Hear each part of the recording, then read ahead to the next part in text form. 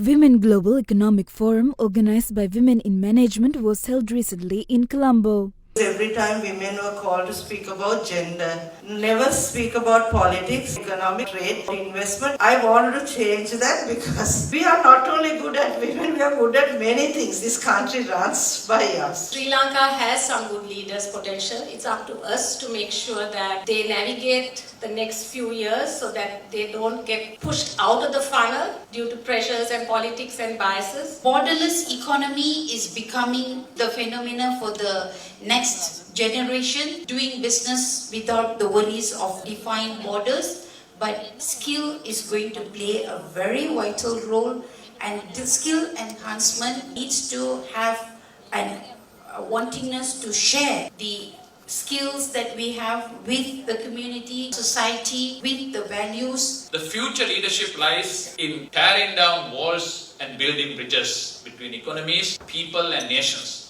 Women leaders often excel at coalition building, listening, uniting and creating consensus where others see division. This is a leadership gift the world urgently needs. A panel discussion themed Diplomacy in a Changing World, Women Leaders Shaping Global Cooperation and Peace was held during the event. How can women in diplomacy navigate and harmonize cultural and religious contexts? Women can do a lot of work provided they're aware of their status culturally, religiously, and they can develop counter narratives. How you articulate your strategy in terms of the plight that women are facing. You have to give them back the answers, taking from what they are bringing forward negatively. Kill the negativity and bring out the positivity. How do you see women leaders leveraging economic diplomacy to promote peace, stability in small states like the Maldives? We are on the front line of climate diplomacy. I'd like to give us a more broader response. Small island nations like the Maldives and Sri Lanka, their voices come with living experiences, daily challenges that they face, like climate change issues. To find solutions, women need to be brought up as not only victims. WPS agenda calls for women to be part of the prevention, negotiations, and then also rehabilitation. Peace cannot be established by eliminating women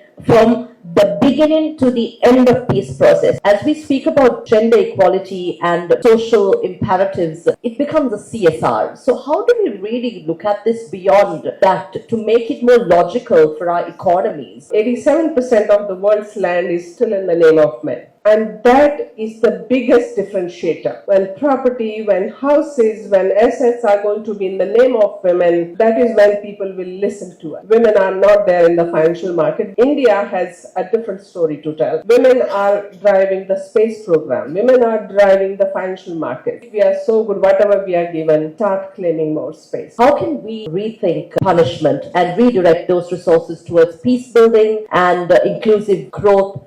3 decades ago, I designed a re-entry program, and I designed that program based on what I knew my brother would have needed in order to not return to a life of crime and incarceration. In that program, I made sure that I included things like case management services, so individuals have access to medical care, to mental health care, to substance use disorder treatment, include their parole or probation officer as a part of their treatment team so that they could get rid of the stigma of law enforcement. It also included a workforce development program where they had employers and transportation to get their clothes, access to clothes and access to housing. And when I did this, I had no idea that it would be the largest program in the United States. How can development diplomacy and international cooperation ensure that women's economic participation is not just aspirational? We must really invest in diplomacy that protects people. Within this context, we really need to invest more in women, not only as advocates, but also as architects of new forms of diplomacy. Peace and economic stability are deeply interlinked, and women's leadership is really critical but underutilized. We have seen through our global experiences that women are included in peace building and economic diplomacy, that agreements are more durable and sustainable. Several other panel discussions also took place, focusing on a wide range of topics including sustainable development, artificial intelligence, trade, diplomacy, and global peace. This is TV Derana 24, celebrating a decade of excellence.